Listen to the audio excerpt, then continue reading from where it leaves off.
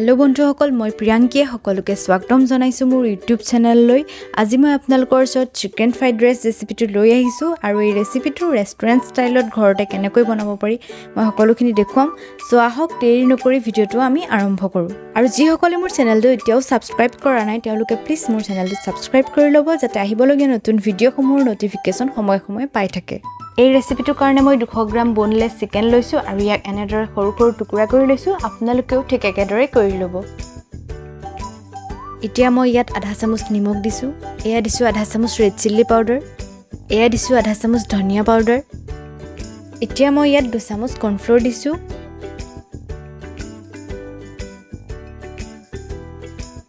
এতিয়া আমি এইখিনি ভালদৰে মিক্স কৰি লম আৰু মিক্স কৰি 30 মিনিটৰ কাৰণে ইয়াক মেৰিনেট হ'বলৈ ৰাখি থম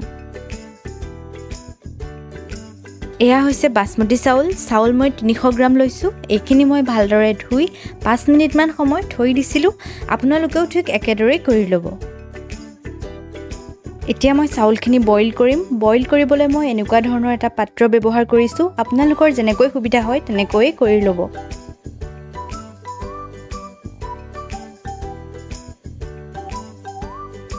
পানীখিনি অলপমান উতলিবলৈ লওঁতে ইয়াত 1 চামুচ নিমখ দি দিব এতিয়া মই ইয়াত ধুই থোৱা চাউলখিনি দি দিছো ইয়াত মই 3জন মানুহে খাব পৰাকৈ বনাইছো সো মই ইয়াত 300 গ্ৰাম চাউল লৈছো আপোনালোকে যদি বেছি মানুহৰ কাৰণে বনাব বিচাৰে তেন্তে ইয়াতকৈ চাউলৰ কোৱান্টিটি আৰু ইনগ্ৰেডিয়েন্টছ সমূহৰ পৰিমাণ অলপ বঢ়াই দিব এতিয়া দেখিছেনে চাউলখিনি ভালদৰে উতলিবলৈ ধৰিছে এইখিনিতে আপোনালোকে মন কৰিব যে চাউলখিনি একেবাৰে ভাতৰ দৰে সিজাই নেপেলাব ইয়াক 70 ৰ পৰা 80% হে সিজাব মানে ইয়াক অলপমান টান হৈ থাকিবলৈ দিব এতিয়া চাউলখিনি ভালদৰে বইল কৰা হৈ গ'ল এইখিনি এতিয়া অন্য এটা পাত্ৰত টুকি লম ইয়াত আমাক এইখিনি ভেজিটেবলছ লাগিব ইয়াত আছে 3টা মিহিকৈ কটা জলকীয়া এয়া হৈছে মিহিকৈ কটা পিয়াজ মই 2টা মিডিয়াম সাইজৰ লৈছো এয়া হৈছে গাজৰ মই ইয়াত এটা গাজৰ এনেদৰে মিহিকৈ কাটি লৈছো এয়া হৈছে ক্যাপসিকাম আৰু ক্যাপসিকামো মই এনেকৈ মিহিকৈ কাটি লৈছো এয়া হৈছে মিহিকৈ কাটি থোৱা আদা নহৰু আৰু এয়া হৈছে বন্ধাকবি এতিয়া মই গেছটো অন কৰি ইয়াত এখন কেৰাহী পাতি দিছো আৰু ইয়াতে মই ফ্ৰাইড ৰাইচ বনাম এতিয়া মই ইয়াত অলপমান ৰিফাইন অইল দি লৈছো এয়া হৈছে 30 মিনিটৰ কাৰণে মেৰিনেট কৰি থোৱা চিকেনখিনি আৰু এতিয়া আমি এইখিনি ফ্ৰাই কৰিম আৰু এয়া তেলখিনি গৰম হোৱাৰ পিছত মই এতিয়া চিকেনখিনি ইয়াত দি দিছো আৰু এইখিনি লাগি নধৰিবৰ কাৰণে মই হেতাৰে অলপ লৰাই দিছো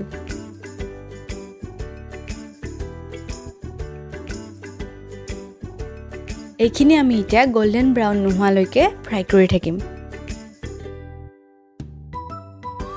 এয়া চাওক চিকেনখিনি অলমোষ্ট ৰঙচুৱা হৈ গৈছে এতিয়া আমি এইখিনি অলপ সময় মিডিয়াম ফ্লেমত ৰাখি আকৌ এবাৰ লৰাই দিম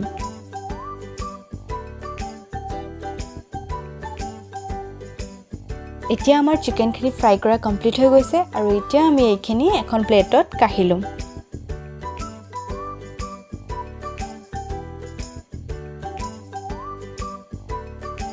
এতিয়া আমি বাকি থকা তেলখিনিতে কাটি থোৱা পিয়াজখিনি দি অলপ হেতাৰে লৰাই দিছো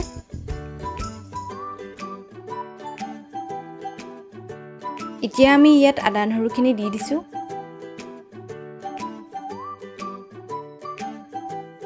এয়া দিছো জলকীয়া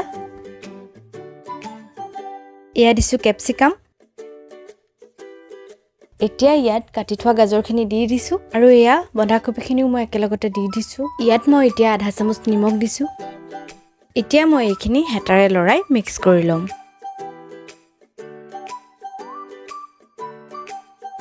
এতিয়া মই ইয়াত 1 চামুচ ৰেড চিলি এড কৰিছো এতিয়া মই এইখিনি ভালদৰে আকৌ এবাৰ মিক্স কৰি লম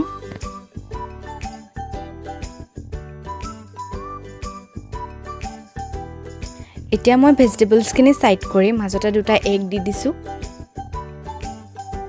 এতিয়া মই এগ দুটাৰ টেষ্টৰ কাৰণে অলপমান নিমখ এড কৰিছো আৰু নিমখখিনি দি মই এগ দুটা ভালদৰে লৰাই দিছো এগ দুটা আপোনালোকে এনেকৈ হেতাৰে লৰাই গুটেইখিনি ভেজিটেবলছৰ লগতে ভালদৰে মিক্স কৰি দিব এইখিনি আমাৰ সিজাই থোৱা চাউলখিনি আৰু এইখিনি আমি এতিয়া ভেজিটেবলছখিনিৰ ওপৰত এনেদৰে দি দিম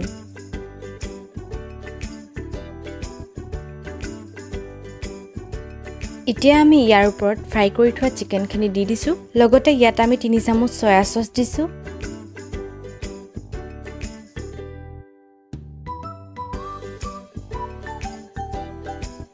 এতিয়া আমি ইয়াত 1 চামুচ ভিনেগাৰ দি দিছোঁ তাৰ পিছতে এয়া আমি ইয়াত 1 চামুচ জালুক দি দিছোঁ এতিয়া মই ইয়াত সোৱাদ অনুযায়ী অলপমান নিমখ দি দিছোঁ আৰু তাৰ পিছতে এতিয়া মই গুটেইখিনি ভালদৰে লৰাই হেতাৰে মিক্স কৰি দিম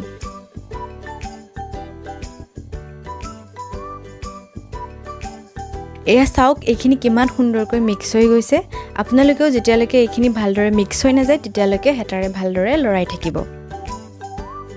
এতিয়া আমাৰ ফ্ৰাইড ৰাইচ বনোৱা কমপ্লিট হৈ গৈছে এতিয়া আমি গেছটো অফ কৰি এখন প্লেটত মই আপোনালোকক বাঢ়ি দেখুৱাম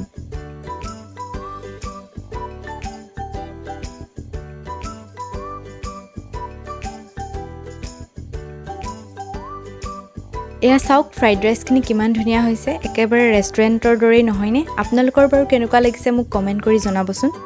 সো বন্ধুসকল এয়াই আছিল আজিৰ ৰেচিপি চিকেন ফ্ৰাইড ৰাইচ ভিডিঅ'টো চাই কেনেকুৱা পালে মোক কমেণ্ট কৰি জনাব লগতে মোৰ চেনেলটো ছাবস্ক্ৰাইব কৰিবলৈ একেবাৰে নাপাহৰিব গতিকে আজিৰ ভিডিঅ'টো ইমানতে সামৰিছোঁ ধন্যবাদ